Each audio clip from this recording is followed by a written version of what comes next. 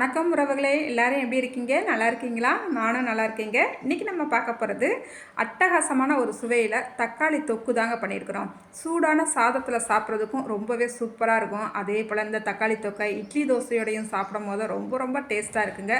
நம்ம இதை செஞ்சு வச்சுக்கிட்டோம்னா ஒரு 10 நாளைக்கு கூட நம்மளுக்கு கெட்டு போகாமல் நம்ம வச்சு சாப்பிட்லாம். அவ்வளோ சூப்பராக இருக்கும். சரி வாங்க, இந்த தக்காளி தொக்கு எப்படி பண்ணலான்னு சட்டுன்னு பார்த்துடலாம். 1 கிலோ தக்காளி எடுத்துருக்கீங்க. இந்த தக்காளியில் ஈரத்தன்மை கொஞ்சம் கூட இருக்கக்கூடாது. நல்லா தக்காளியை தொடச்சிட்டு எடுத்துக்கோங்க. அதுக்கப்புறமா இந்த தக்காளி தொக்கு செய்கிறதுக்கு 25 கிராம் புளி எடுத்துருக்குறேங்க. இதோட அளவு பார்த்திங்கன்னா ஒரு பெரிய லெமன் சைஸ் இருக்குன்னு வச்சுக்கோங்க. அந்த அளவுக்கு புளி எடுத்துக்கிட்டால் போதும். இப்போ ஒரு கடாய் அடுப்பில் வச்சுக்கலாம். இதில் 2 டேபிள் ஸ்பூனுக்கு எண்ணெய் சேர்த்துக்கலாங்க. எண்ணெய் சேர்த்துட்டு எண்ணெய் நல்லா சூடான பிறகு நம்ம தக்காளியை உள்ளே சேர்த்துக்கலாங்க. அடுப்பை மிதமான தீயிலேயே வச்சுக்கலாம்.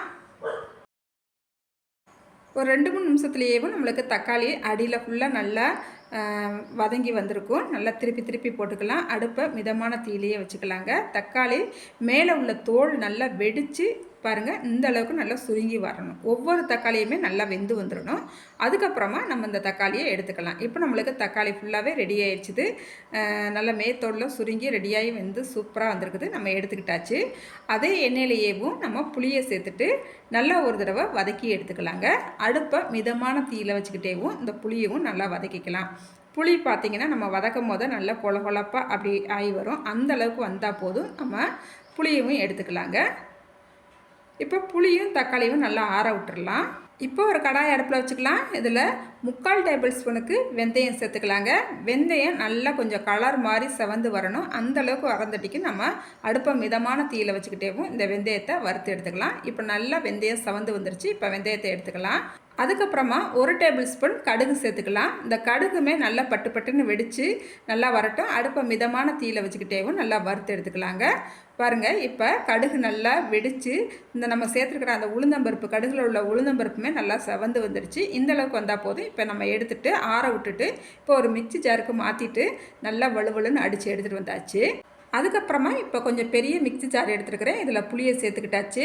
இப்போ இந்த தக்காளி தொக்குக்கு தேவையான அளவு உப்பு சேர்த்துக்கிட்டு கொஞ்சம் கொரகொரப்பாக அடித்து எடுத்துகிட்டு வந்தாச்சு. பாருங்கள், இந்த அளவுக்கு அடித்து எடுத்துக்கணும். தண்ணி எதுவும் சேர்க்க வேண்டாம்.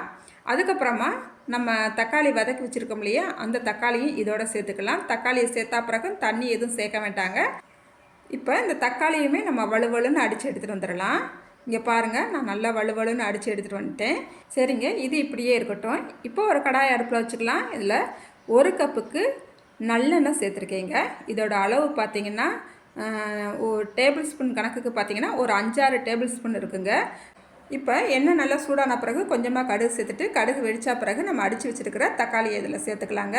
சேர்த்துட்டு நல்லா கலந்து விட்டுக்கலாம். அடுப்பை மிதமான தீயில் வச்சுக்கிட்டேவும் நல்லா கலந்து விட்டுக்கலாம். இப்போ பார்க்குறதுக்கு நம்மளுக்கு அதிகமான எண்ணெய் சேர்த்தது போல் இருக்கும். ஆனால் இந்த அளவுக்கு எண்ணெய் சேர்க்கும் போது தான் இந்த தக்காளி தொக்கு நம்மளுக்கு சீக்கிரமாகவே கெட்டு போகாமல் ரொம்ப நாளைக்கு வருங்க. இப்போ அதுக்கப்புறமா இது கூடவே 1.5 ஸ்பூனுக்கு வத்தப்பொடி சேர்த்துருக்குறேன். வத்தப்பொடி சேர்த்துட்டு நல்லா கலந்து விட்டுக்கலாம். இப்போ நம்ம பாதி அளவு வத்தப்பொடி சேர்த்துருக்குறோம். அதுக்கப்புறமா இன்னும் கொஞ்சம் இந்த தக்காளி தொக்கு இன்னும் கொஞ்சம் திக்காகி வரும்போது நம்ம அடுத்து ஒரு பாதி அளவு நம்ம வத்தப்பொடி சேர்த்துக்கலாம். அடுப்பை மிதமான தீயில் வச்சுக்கிட்டேவும் நல்லா கலந்து விட்டுக்கலாங்க. இப்போ நம்ம கடுகு வெந்தயம் அடித்து வச்சுருந்தோம் இல்லையா, அந்த பொடியும் இப்போ நம்ம சேர்த்துக்கலாங்க. சேர்த்துட்டு நல்லா கலந்து விட்டுக்கலாம். இந்த தக்காளி தொக்கை நம்ம மூடி வச்சு தான் வேக விடணும். இல்லைன்னா அடுப்படி திண்டு ஃபுல்லாகவே தெரிச்சிரும். பிறகு அது ஒரு பெரிய வேலையாயிருங்க. அதனால் மூடி வச்சேவும் நம்ம இப்போ ஒரு 6-7 நிமிஷத்துக்கு நல்லா வேக விட்டுக்கிட்டாச்சு. இப்போ பாருங்கள், இப்போ தக்காளி தொக்கு நல்லா எண்ணெய் பிரித்து கொஞ்சம் திக்காகி வந்திருக்குங்க.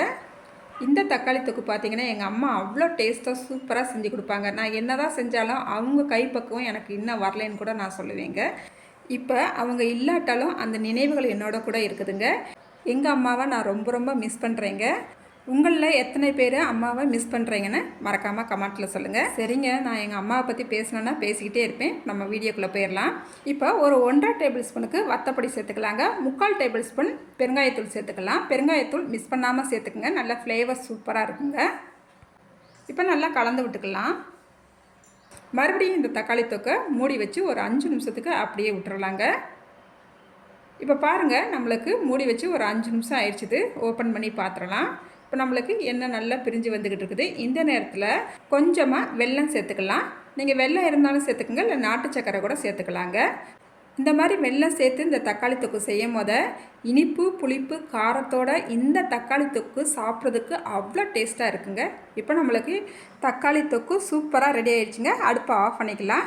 இந்த தக்காளி தொக்கை நம்ம ஊருக்கெல்லாம் போகிறப்ப நம்மளுக்கு தக்காளி தொக்கை நம்ம இந்த மாதிரி ரெடி பண்ணி எடுத்து வச்சுக்கிட்டோம்னா நம்மளுக்கு ரொம்ப நாளைக்கு கெட்டு போகாமல் இருக்கும்.